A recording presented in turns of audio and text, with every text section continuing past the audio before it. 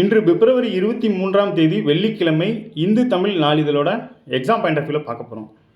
தலைப்புச் செய்தி என்ன கொடுத்துருக்காங்கன்னா, நெடுஞ்சாலை ஆணையம் அமைப்பது, ஆதி திராவிடர் சட்டம் உருவாக்குவது உட்பட 14 சட்ட மசோதாக்கள் நிறைவேற்றும், சட்டப்பேரவையில் பிரிவு வாரியாக ஆய்வு செய்யப்பட்டன, உறுப்பினர்களின் கேள்விகள் சந்தேகங்களுக்கு அமைச்சர்கள் விளக்கம் அளித்தனர் அப்படிங்கிற செய்தியை தலைப்பு செய்தியை கொடுத்துருக்காங்க. என்ன அப்படின்னா, நெடுஞ்சாலை ஆணையம் அமைப்பது மற்றும் ஆதி திராவிடர் சட்டம் உருவாக்குவது உட்பட 14 சட்ட மசோதாக்கள். ஒரு சட்டம் ஃபஸ்ட்டு பார்த்தோன்னா மசோதாவாக தான் நிறைவேற்றுவாங்க. பின்னர் அது ஆளுநரோ குடியரசுத் தலைவரோ கையெழுத்திட்டதுக்கப்புறம் அது சட்டமாக மாறும். அப்போ அது வரைக்கும் அது என்னவா இருக்கும் அப்படின்னா சட்ட மசோதாவாக தான் இருக்கும் அப்படிங்கிறது தான் இந்த செய்தி மூலமாக நம்ம தெரிஞ்சுக்கலாம். என்ன அப்படின்னா 14 சட்ட மசோதாக்கள். அப்போ நேற்று சட்டப்பேரவையில் 14 சட்ட மசோதாக்கள் தான் நிறைவேற்றிருக்கு. இதை ஆளுநரோ குடியரசுத் தலைவரோ கையெழுத்து போட்டதுக்கப்புறம் தான் இது சட்டமாக மாறும் அப்படிங்கிறது இந்த செய்தியிலேருந்து நம்ம எடுத்துக்கலாம். இதில் முக்கியமாக பார்த்தோன்னா மொத்தம் 14 மசோதான்னு சொல்கிறாங்க. இந்த பல்கலைக்கழகத்தில் பார்த்திங்கன்னா பதிவாளருங்கிற ஒரு பதவி இருக்கும். அந்த பதிவாளர் பதவிக்கான வயதை பார்த்திங்கன்னா 58லேருந்து 60 உயர்த்தியிருக்காங்க. இது ஒரு செய்தியாக இருக்குது. ஸோ இது போக நிறைய கொடுத்துருக்காங்க, ஒன்றுமே பார்த்துக்கலாம். அடுத்து பார்த்திங்கன்னா தேதி குறிப்பிடாமல் சட்டப்பேரவை ஒத்திவைப்பு அப்படிங்கிற செய்தியும் கொடுத்துருக்காங்க. தேதி குறிப்பிடாமல் சட்டப்பேரவை ஒத்திவைப்பு. சட்டப்பேரவையின் ஆண்டு முதல் கூட்டம் பார்த்திங்கன்னா கடந்த 12ஆம் தேதி ஆளுநர் உரையுடன் தொடங்கியது. எப்பயுமே ஒரு வருஷத்துக்கான முதல் கூட்டம் பார்த்திங்கன்னா ஆளுநர் உரையோடு தான் தொடங்கும் அப்படிங்கிறத இந்த நியூஸ் மூலமாக அந்த டேட்டாவை எடுத்துக்கலாம். ஸோ ஆண்டின் முதல் கூட்டம் பார்த்திங்கன்னா ஆளுநர் உரையோடு தான் தொடங்கும் அப்படிங்கிறதையும், அப்புறம் மறைந்தவர்களுக்கு இரங்கல் தீர்மானம்னு ஒன்று கொண்டு வருவாங்க. ஸோ அதையும் கொடுத்துருக்காங்க. அடுத்து பட்ஜெட் 2 பட்ஜெட்டாக பிரித்து போடுறாங்க. என்ன அப்படின்னா 19ஆம் தேதி பொது பட்ஜெட்டும் 20ஆம் தேதி வேளாண் பட்ஜெட்டும் தாக்கல் செய்யப்பட்டது. 2021 வரைக்குமே ஒரு பட்ஜெட்டாக தான் போட்டுட்டு இருந்தாங்க. 2021க்கு அப்புறம் அதுக்கப்புறமா அமைச்சர் அதாவது திமுக அமைச்சர் இந்த பொது பட்ஜெட் மற்றும் வேளாண் பட்ஜெட் அப்படின்னு 2ஆக பிரித்து போட்டுட்ருக்காங்க அப்படிங்கிறத இது மூலமாக தெரிஞ்சுக்கலாம். அடுத்து பார்த்திங்கன்னா சட்டப்பேரவையில் அவை முன்னவர் அப்படிங்கிற ஒரு பதவி, அதாவது அவை முன்னவர் அப்படிங்கிற ஒரு பதவி இருக்குது. இவங்க தான் நேற்று பேரவை ஒத்தி வைப்பதற்கான தீர்மானத்தை முன்மொழிஞ்சிருக்காங்க அப்படிங்கிறதையும் கொடுத்துருக்காங்க. ஸோ அதன் மூலமாக எடுக்கப்பட்ட குரல் வாக்கெடுப்பு மூலமாக நிறைவேற்றப்பட்டிருக்கு. குரல் வாக்கெடுப்பு என்ன அப்படின்னா, வாக்கெடுப்பில் நிறைய வகைகள் இருக்குது.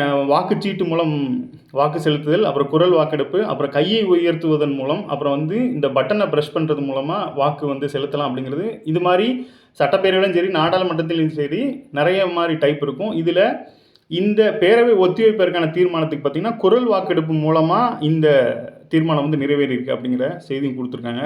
ஸோ இப்படி ஒரு வாக்கெடுப்பு முறை இருக்குது அப்படிங்கிறத நம்ம தெரிஞ்சுக்கலாம்.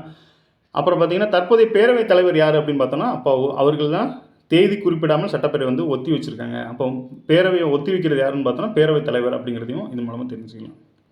ஸோ சட்டப்பேரவை சம்மந்தமாக தான் இன்றைக்கி தலைப்பு செய்தியாக கொடுத்துருக்காங்க. அதை பற்றி பார்த்தாச்சு.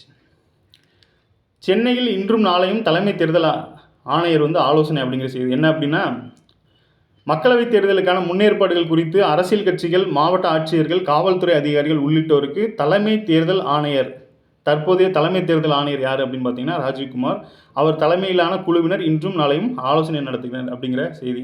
இப்போ பாருங்கள், மக்களவைத் தேர்தலுக்கான அறிவிப்பு மார்ச் 2வது வாரம் வெளியாகும் என எதிர்பார்க்கப்படுகிறது.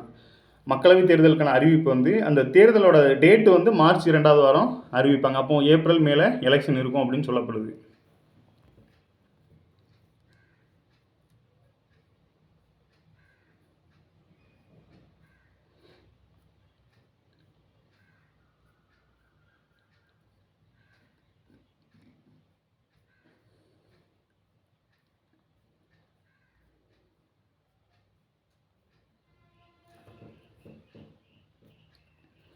பொன்மொழிகள் இன்றைக்கி மோட்டிவேட்டடாக ஒன்று என்ன அப்படின்னா, நடந்து முடிந்த எதையும் பார்த்திங்கன்னா ஒருபோதும் கவனிக்காதே, எதை செய்து முடிக்க வேண்டும் என்பதில் மட்டும் கவனமாக இரு அப்படின்னு சொல்லி புத்தர் சொல்லியிருக்காரு. என்ன அப்படின்னா, நம்ம அப்படியே இந்த இப்போ நம்ம ஒரு மோட்டிவேஷன் வேர்டு பார்க்குறோம் அப்படின்னா அதை அப்படியே நம்ம எக்ஸாமுக்கு அப்ளை பண்ணி பார்க்கணும்.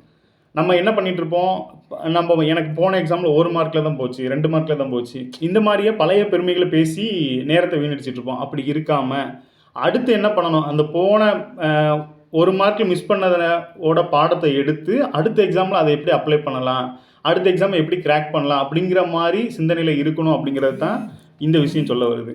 ஸோ நடந்து முடிந்த எதையும் ஒருபோதும் கவனிக்காதே அப்படிங்கிறத பாஸ்ட் இஸ் பாஸ்ட் அப்படின்ன மாதிரியும் எதை செய்து முடிக்க வேண்டும் என்பதில் மட்டும் கவனமாக இரு. அப்போது நம்ம என்ன பண்ண போகிறோம், இந்த டெஸ்ட்டுக்கு என்ன பண்ண போகிறோம், எவ்வளோ டெஸ்ட்டு போட போகிறோம், எப்படி கரெக்ஷன் பார்க்க போகிறோம், இந்த மாதிரி மட்டுமே அட் ப்ரெசென்ட்டில் யோசிங்க அப்படிங்கிறது தான் புத்தர் வந்து சொல்லியிருக்காரு. பொது அறிவு பகுதியில் 1953ஆம் ஆண்டு ஆந்திர மாநிலத்தை உருவாக்க முயன்ற போது மதராஸ் மனதே அப்படிங்கிற ஒரு ஸ்லோகன் என்பது ஆந்திரர்களின் கோரிக்கையாக இருந்தது. அதாவது மெட்ராஸை வந்து சென்னையை வந்து ஆந்திரா கொடுத்துருங்க அப்படிங்கிற மாதிரி தான் மதராஸ் மனதே அப்படிங்கிறது. இந்த சிக்கல் தீர்க்க மத்திய சட்டத்துறை அமைச்சர், அப்போது வந்து மத்திய சட்டத்துறை அமைச்சராக இருந்த மத்திய சட்டத்துறை அமைச்சர் வந்து ஒரு குழுவை போட்டிருக்காங்க. என்ன அப்படின்னா HV படாஸ்கர் அப்படிங்கிற தலைமையில் குழு அமைக்கப்பட்டிருக்கு. இந்த குழு பரிந்துரைப்படி தான் சென்னை வந்து தமிழகத்தோடு சேர்க்கப்பட்டது. மேலும் திருத்தணி தாலுகா, சித்தூர் வட்டத்தில் 20 கிராமங்கள், புத்தூர் தாலுகாவில் 1 கிராமம் என 322 கிராமங்கள் வந்து ஆந்திராவிலிருந்து பிரிந்து தமிழகத்துடன் இணைந்தன. ஸோ நமக்கு தெரியும், மாநில மறுசீரமைப்பு அப்படிங்கிறது எப்போ நடந்துச்சு அப்படின்னா இந்த 1953 காலகட்டத்தில், 53 to 56ன்னு வச்சுக்கலாம். ஸோ 53ல் என்ன பண்ணியிருக்காங்க அப்படின்னா, ஆந்திரா மக்கள் வந்து நம்ம தமிழ்நாட்டிலிருந்து ஒருங்கிணைந்த மதராஸ் மாநிலத்திலேருந்து பிரியும் போது மதராஸ் மனதே அப்படிங்கிறது என்னென்னா சென்னையை எங்களுக்கு கொடுங்க அப்படிங்கிற மாதிரி கேட்டிருக்காங்க. ஸோ அந்த நிலைமையில் இந்த பிரச்சனையை தீர்க்கிறதுக்காக, ஸோ தமிழ்நாட்டுக்கு சென்னை போகணுமா, ஆந்திராவுக்கு சென்னை போகணுமா அப்படிங்கிற பிரச்சனையை தீர்க்கிறதுக்காக அப்போதே சட்டத்துறை அமைச்சரால் நியமிக்கப்பட்ட குழு தான் HV படாஸ்கர் குழு அப்படிங்கிறது. அப்போ அந்த படாஸ்கர் குழு எது சம்மந்தமாக உள்ளது அப்படின்னா, சென்னை தமிழகத்துக்கா ஆந்திராக்கா அப்படிங்கிற பிரச்சனையை தீர்க்கிறதுக்காக அமைக்கப்பட்ட குழு பேர் தான் HV படாஸ்கர் குழு. ஸோ குழுக்கள் பற்றி நமக்கு அதிகமான கேள்விகள் வந்துட்டு இருக்கிறதுனால இந்த படாஸ்கர் குழு எதுக்கானது அப்படின்னு பார்த்தோன்னா, சென்னையை மையமாக வச்சு தான் இந்த குழு அமைச்சிருக்காங்க. இந்த குழு அளித்த பரிந்துரையின்படி தான் சென்னை தமிழகத்துடன் சேர்க்கப்பட்டது. ஸோ இது முக்கியமான டேட்டா. அப்போ கொஸ்டினாக எப்படி கேட்பாங்க அப்படின்னா, எந்த குழுவோட பரிந்துரையின்படி சென்னை வந்து தமிழகத்துடன் இணைக்கப்பட்டது அப்படின்னா HV படாஸ்கர் குழு. இந்த HV படாஸ்கர் குழு வந்து எப்போ அமைக்கப்பட்டது அப்படின்னா 1953 அப்படிங்கிறத ஞாபகம் வச்சுக்கலாம். ஸோ இதன் மூலமாக 322 கிராமங்கள் வந்து ஆந்திராவிலேருந்து பிரிந்து தமிழகத்துடன் இணைஞ்சிருக்கு. ஸோ முக்கியமான டேட்டா கொஞ்சம் பார்த்துக்கலாம்.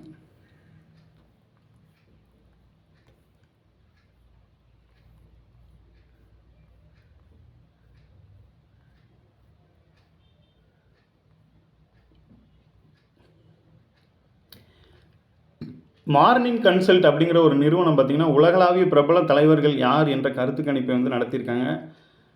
கடந்த ஒரு வாரமாக நடத்திய இந்த கருத்து கணிப்பில் பார்த்திங்கன்னா 78% பெற்று வந்து உலகளாவிய பிரபல தலைவர்கள் பட்டியலில் பிரதமர் வந்து முதலிடம் பிடிச்சிருக்காங்க அப்படிங்கிற செய்தியை கொடுத்துருக்காங்க. ஸோ மார்னிங் கன்சல்ட் அப்படிங்கிற நிறுவனம் வந்து உலக தலைவர்களை பற்றின அந்த ஒரு ரேட்டிங் எடுத்திருக்காங்க. இதில் பார்த்திங்கன்னா 78% பிடிச்சு இந்தியாவோட பிரதமர் வந்து முன்னணியில் இருக்காங்க அப்படிங்கிற தகவலை கொடுத்துருக்காங்க.